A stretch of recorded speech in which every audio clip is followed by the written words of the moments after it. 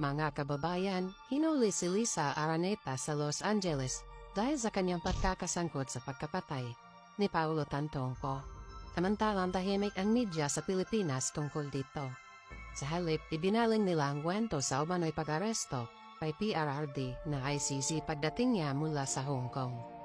Bakit nangyari ito ng halos sabay? Dahil si PRRD ay kaibigan ng bagong halal na Pangulo ng US na si Donald Trump, na may parehong paninindigan sa war on drugs.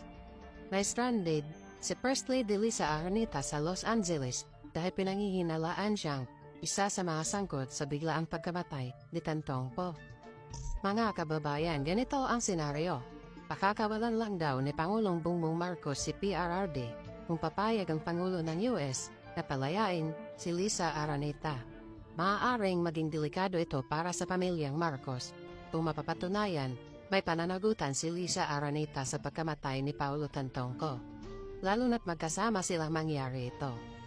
Sasalang siya sa investigasyon kasama ang kanyang mga kasamahan dahil napag-alaman na ang sanhi ng pagkamatay ay drug overdose. Bukod dito mga kababayan, umabot ng 7 oras bago na-report ang insidente sa mga otoridad.